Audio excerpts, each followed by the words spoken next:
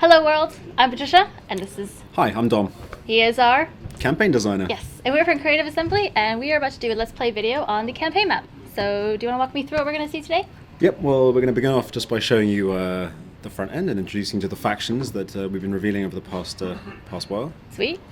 I mean, this is the front end at the moment. May change a little before we release, but you get the idea. We have our factions, or our major faction groups up top here. In this case, we have Rome selected. You can see that we have the three families, the houses you can choose from. Cool.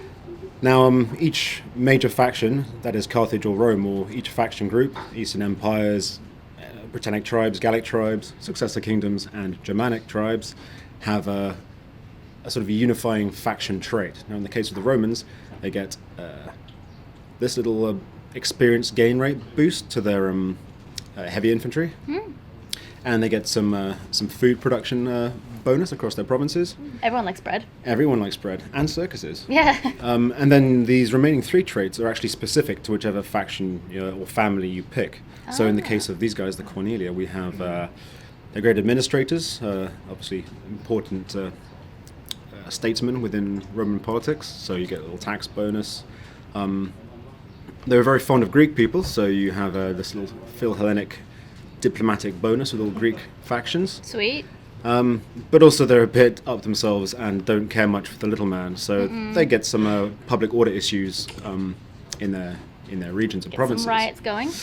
Now Julia, which is Caesar's house, of course, again they'll have the Roman legions and the bread and circuses, but they also have a Romanization bonus, which means they can convert provinces to Latin culture a lot faster than the other two families can. Countered by their drawback, which is the fact that no one really likes them because they're so keen on crushing everyone's everyone's culture, that they get some penalties to public order there. But they're also destroyers of barbarians. Obviously, Caesar was the guy who conquered Gaul. We thought we'd give them a little bit of a boost when conquering barbarian tribes, so that's their thing. Cool, very cool. And then Junia, a family which was I believe one of the founders of the Republic, one of the people who ousted the king and started the Republic back in the day, was from this family. And so they have this founding fathers trait, which gives them a little bit of a public order bonus when they are there's a strong Latin culture presence in their regions. Not very good on the political scene, so they have a bit of a penalty. It makes it a bit harder to play as them if you're looking to make friends in other factions. But like I say, you have this little bonus to your own territory, so you're all right. Not very good at making friends then. And they were sort of agrarian, like reformists, so they get a bit more cash from their farms, which is all good. And yeah, I mean, you can see something similar with Carthage. We have the Hananids, the Magonids, the Barkids, and they all have similar things. So they'll have two traits that are common to them, and then the rest will sort of change. And now we have different victories as well, right? We do indeed. So everybody has a military, an economic, and a cultural. Yep. So That's here, pretty cool. Military, control X amount of settlements, maintain a number of units, research military technologies. In the case of the Carthaginians here, they have the additional fact they need to maintain naval units rather than just any old unit, because they were known as a naval power. So that's very important. And then the economic victory, trade relations, very important. You need to hold the resources. You need to be making a lot of money to win. Research civil technologies. So would you say some victories are harder to do than others? Or are they just styled differently? Well, I think it depends how your campaign evolves. The fact is, you're not actually tied into any one victory condition. You're sort of playing along. You might be thinking, I'm going to crush my enemies, and you're going for it. And then along the way, you think, well, I'm actually having a very hard time of it, but I'm making a load of cash. Yeah. And I have all these important resources, and I've got these regions, so maybe I'll just consolidate and see if I can't win another way. Yeah, cool. Then, that's cool. Are we going to take a look at the campaign map a Let's little take a bit? look. Yeah, we're going to look at a Carthaginian campaign we've got going on. Good. We're in Mauritania here. So we sort of started all the way down here. This is Carthage, our capital. Cool. We also had a Huge. colony here in Lilybaeum and Caralis, as well as a small colony all the way over in Kart Hadasht, which actually means Carthage as well, but we felt it might be confusing to have several cities with the same name. Yeah. Now you'll Love it. notice or people out there, keen-eyed people will notice that. Actually, no, you won't notice because obviously we've been playing for a while here. But yeah, in the start pause, originally we gave this territory to Carthage. Right. But we kind of adjusted it now, so we, rather than giving them the entire north of Africa, they're an interesting faction to start with because they're spread out. So here they have Carthage, they're here, and all the way over in Spain. It's a lot to manage in very different areas. You gotta really make sure you don't get overwhelmed by people. Run me through some of sort of the inner workings of a city, and maybe we can take a look at some of the politics, some of sort of the, behind the scenes things that may happen after a battle or before a battle.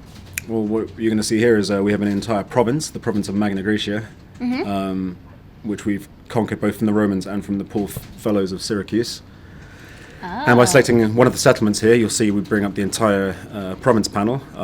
If we didn't own all the settlements, these would be sort of blocked out, and we need to get visual confirmation to be able to get sort of spy information on these places, see what's inside them.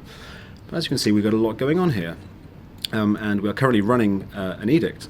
This is the Stimulate Trade Edict, which gives a considerable boost to all your income from markets and trade ports.